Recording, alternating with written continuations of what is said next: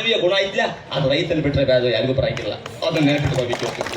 ಯೋಧರು ಬಂದಾರ ಬಹಳ ಖುಷಿ ಆಯ್ತು ನನಗ. ದೇಶ ಅವತ್ತು ಕಾಯ್ತೀರಿ, ರೈತರನ್ನ ಇವತ್ತು ಕಾಯತ್ತೀರಿ. ಸೊಟ್ಟ ಬಂದ್ ಹೇಳ್ರಿ ಮಕ್ಕಳ ಅಡ್ಡ ಬಂದ್ರ ಅಲ್ಲೂ ಬಂದು ಕೆಡ್ತು, ಇಲ್ಲೂ ಬಂದು ಕೆಡ್ತು, ಎರಡೇ ಮಾಡ್ತಿಲ್ಲ.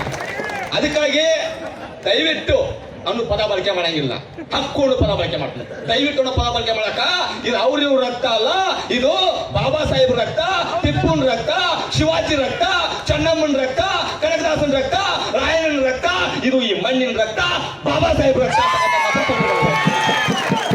ಅದಕ್ಕೆ ಮಾನ್ಯ ಸಚಿವರೇ, ಮಾನ್ಯ ಈ ಭಾಗದ MLA ಗಳೇ, 224 ಸ್ಥಾನ ಹೊಂದಿರತಕ್ಕಂಥ ಕರ್ನಾಟಕದ ಕರುನಾಡಿನ ಏಕಾಧಿಪತ್ಯ ಹೊಂದಿರತಕ್ಕಂಥ ಎಲ್ಲರ ವಿನಂತಿ ಮಾಡ್ಕೊಳ್ತೇನೆ.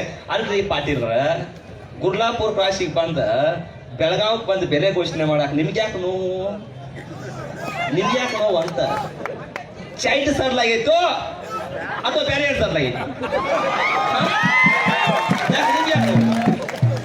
ಅಲ್ಲಣ್ಣ, ಮ್ಯಾಲ ಕುಂತು ನಾನು ಆ ಸಚಿವ ಈ ಸಚಿವ ಅಂತ ಹೇಳ್ತಿ, ಇಲ್ಲಿ ನೆಲ ಮ್ಯಾಲ ಕುಂತು ನಿನಗೆ ಅನ್ನ ಕೊಟ್ಟು ಅಟ್ಟು ಮಂದಿ ಅನ್ನದಾತರು ಕೂತಾರ.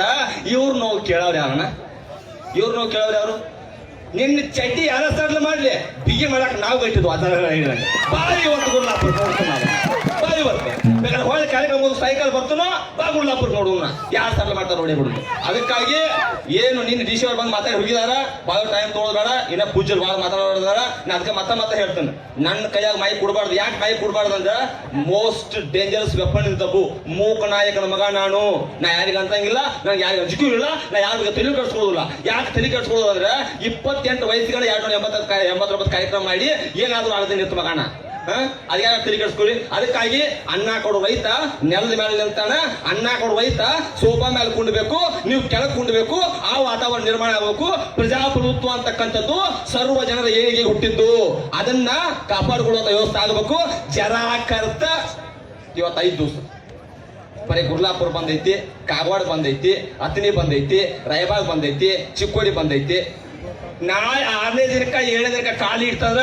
ಕರ್ನಾಟಕ ಬಂದ್ ಆಗ್ತೈತಿ, ರೈತರ ಪವರ್ ಗೊತ್ತಾಗ್ತೈತಿ. ಬಂದ ಮಾಹಿತಿ ಹೇಳ್ತಾನ, ನಾಳೆ ಬಂದು ಘೋಷಣೆ ಮಾಡಿಬಿಡಿ, ಮುಗಿಸ್ಬಿಡ್ರಿ. ಅವ ಜೈ ಭೀಮ್, ಜೈ ಭಾರತ್, ನಮೋ ಬುದ್ಧಾಯ. ರೈತರಿಗೆ ಜೈ ಭಾರತ್.